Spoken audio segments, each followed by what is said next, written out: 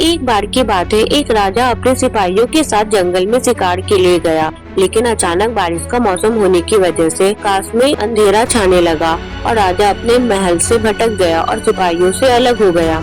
भूख, प्यास और थकावट की वजह से उस राजा की हालत बहुत बुरी हो गई थी। राजा बहुत परेशान हो गया था, लेकिन कुछ वक्त बाद राजा को 3 बच्चे दिखाई दिए। तीनों बच्चे काफी अच्छे दोस्त लग रहे थे।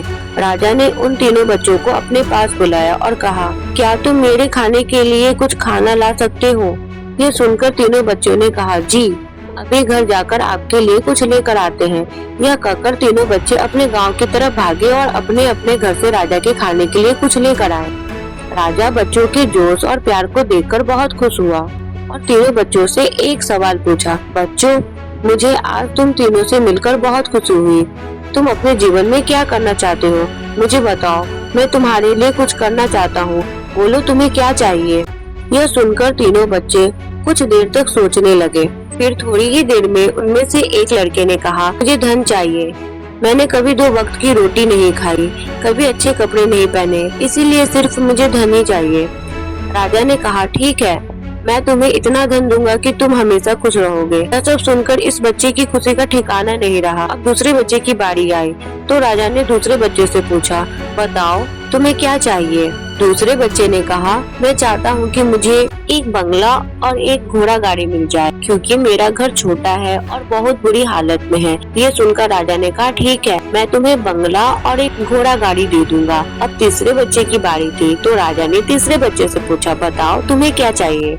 तीसरे बच्चे ने कहा, मुझे ना तो धन चाहिए और ना ही बंगला। मुझे आप ऐसा आशीर्वाद दीजिए कि मैं विद्वान बन जाऊं और शिक्षा पूरी होने के बाद अपने देश की सेवा करने के लायक बन जाऊं। राजा ने तीसरे बच्चे की बात सुनी और राजा तीसरे बच्चे से बहुत खुश हुआ और राजा ने उस तीसरे बच्चे के लिए सर्वोत्तम शिक्षा का इंतजाम किया।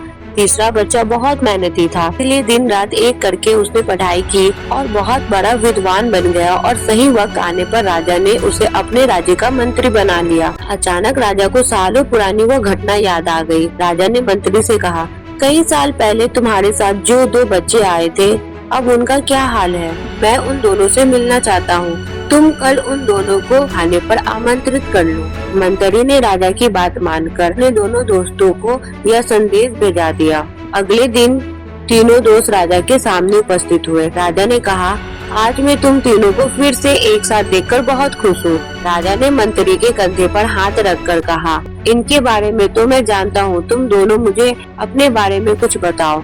यह सुनकर जिस लड़के ने धन मांगा था उस लड़के ने कहा, महाराज, मैं बहुत परेशान हूँ। आपने जितना धन मुझे दिया था उतना धन पाकर मैं बहुत आलसी हो गया और मैंने बहुत सी बेकार चीजों में अपने धन को बर्बाद किया और मेरा बहुत सारा धन चोरी भी हो गया।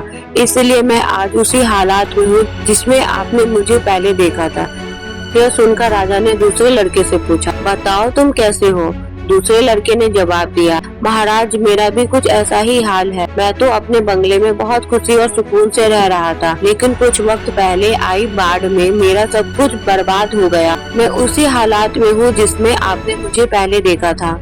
यह सब सुनकर राजा ने कहा, अब इस बात को हमेशा याद रखना कि धन, दौलत, संपत्ति हमारे पास हमेशा नहीं रहती, लेकिन ज्ञान और शिक्षा ऐसा अनमोल खजाना है जो हमारे पास हमेशा रहते हैं और इसे कोई चुरा भी नहीं सकता। अगर तुम शिक्षा में विद्वान बन जाओ तो धन और संपत्ति अपने आप ही तुम्हारे पास आ जाएगी। तो दोस्तों, धन पाने का लालच हर किसी को होता है। हर कोई चाहता है कि वो अच्छे घर में रहे, अच्छा खाना खाए और अच्छे कपड़े पहनकर एक सेठ की तरह जिंदगी जिए। लेकिन ज्ञान और शिक्षा के बिना अगर आपको बंगला, पैसा, गाड़ी भी मिल जाए तब भी वो आपके किसी काम की नहीं हो सकती।